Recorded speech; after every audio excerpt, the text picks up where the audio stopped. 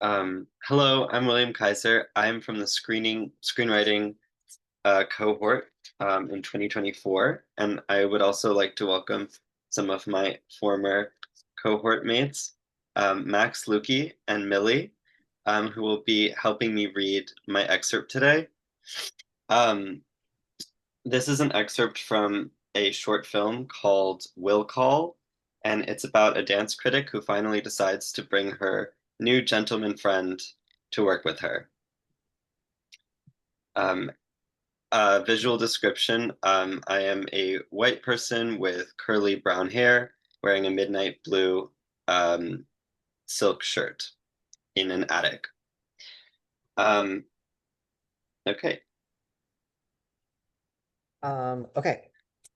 Fade in, exterior, Coke Theater, Lincoln Center, night.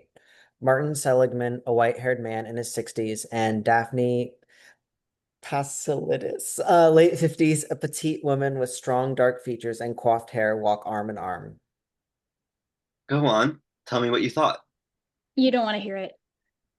What do you mean? Of course I do. I want the first unvarnished impression of New York Times dance critic Daphne Pasilidis. Or is that considered insider trading? Daphne studies Martin. Her skeptical expression melts to one of hope, then hardens again. Beyond technical errors, of which there were many, both soloists were dead fish. But worse, they were cowards. The soloist's smile was terrible, the cheapest kind of obsequious flattery, an attempt to get the audience to like her and distract from the fact that she can't interpret a single step in a half-interesting way. Daphne stops short and throws her head back. She bares her teeth in a grotesque hyena grin, affecting ballet movements to go with it. She imitates a dancer, bowing and accepting flowers, milks the bit, and pauses for laughter, which doesn't come. Daphne drops her expression. Martin and Daphne walk a bit in silence. You're going to write that? Of course not. I would be fired. What do you mean you would be fired?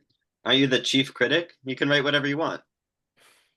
Daphne takes a cigarette out of her coat pocket and lights it. No, Martin, I can't. Maybe in the 80s, but not now. Because dance is a dying art form, unlike film or photography. I unfortunately cannot write whatever I want, much less authentically convey how shit that was, because I need the companies to survive. And whatever I write, well-educated gentlemen like you will continue to take pride in their total ignorance about any ballet except the fucking Nutcracker. She blows smoke and walks past him, then stops rigidly. I'm sorry. I'm sorry. This is why I waited to take you.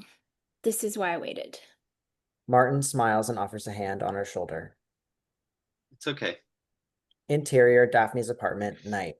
A closet-sized apartment, just room enough for a bed, a dresser, and a small kitchen. Every wall is covered with framed 1970s dance company tour posters.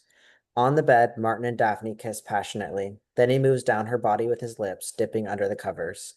A moment before reaching her crotch, he jerks up and bobs his head out from under the blanket. Martin, everything okay? What's so wrong about smiling with your mouth open?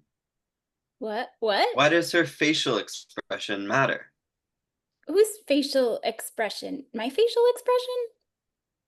The soloist, the one you picked apart. Do you have any idea how you look right now?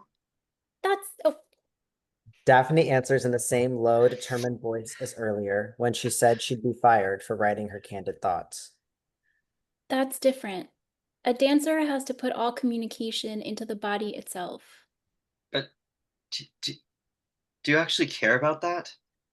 Is that what you do to people? Criticize the way they move their eyelashes? Is that what you're doing to me?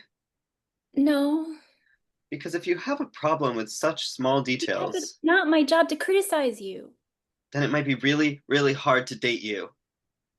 A still moment. Martin starts putting his pants back on. His posture turns inward. It looks as though he feels contrite.